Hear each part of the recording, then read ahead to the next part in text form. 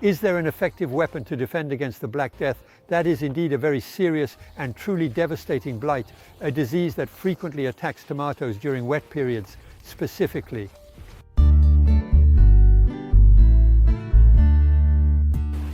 I present to you the #1 enemy of tomato plants and potatoes, blight. I just crossed the border. I just arrived at the neighbor's place. And this is what actually happens when temperatures are between 18 and 24 degrees with high humidity over several days. Blight attacks the tomato plants and nothing will be left. The symptoms of blight are simple. We won't dwell on this disease and especially on its consequences. You can see that the tomato plants are ruined, the leaves are black, and the tomatoes too, they are marked, they are going to rot. Anyway, we won't harvest any tomatoes. So the only solution in these cases is to pull them out. So now we're definitely going to transition over to another garden, my own personal garden, and I'll show you that we can still fight against blight.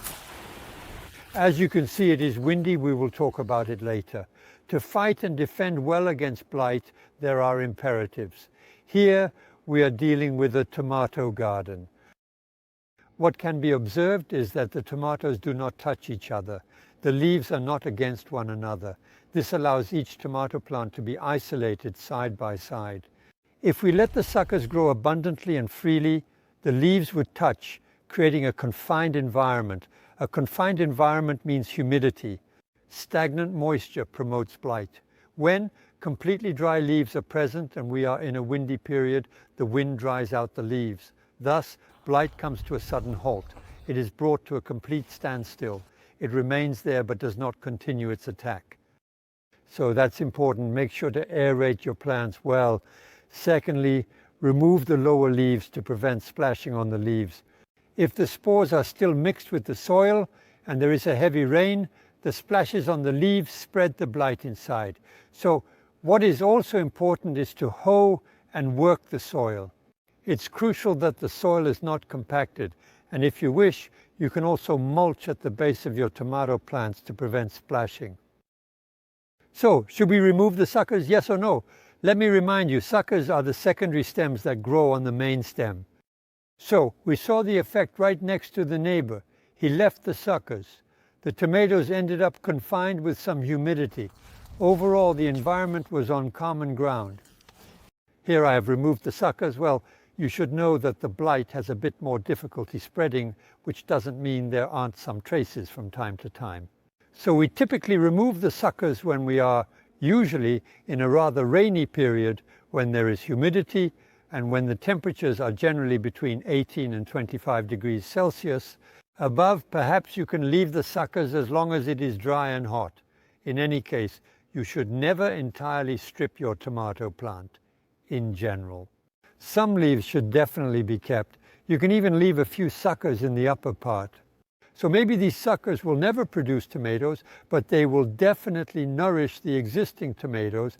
They will have a much better taste. As you can see today, there is a lot of wind, so it is not an enemy, it is almost a friend, with one condition, that the tomato plants are not planted near potatoes. The blight on the potatoes could contaminate the tomato plants. Are there any blight-resistant varieties? We wouldn't say resistant, but rather less susceptible. So each seed company has its own varieties of tomatoes. You'll find hybrids and non-hybrids, but often the hybrids are much more resistant. And a little nod to grafted tomatoes. There is already a selection of these varieties, and certainly grafted varieties are less susceptible to blight. You might say, to indeed declare war on blight, I probably actually treated or sprayed products on the foliage like Bordeaux mixture. Do you see the blue leaves? Do you see blue tomatoes turned blue by copper oxychloride? So I could have also utilized, and it's a preventive method, such as Bordeaux mixture with baking soda, specifically a teaspoon of baking soda for 1 liter of water mixed thoroughly together with a tablespoon of black soap. The black soap which will help fixate and stabilize the baking soda in solution. But these are strictly preventive products and not curative. Since we have a known and recognized enemy, blight, we will take shelter, under shelters, the tomato plants, under a tunnel, in a greenhouse, or why not frames positioned over these same tomato plants to avoid moisture on the leaves. Another advantage of growing under cover is that the temperature rises above 30 degrees Celsius, a temperature that stops, halts, and prevents the blight from spreading. However, be careful if you have a tunnel to never close it in the evening. It must always be well ventilated.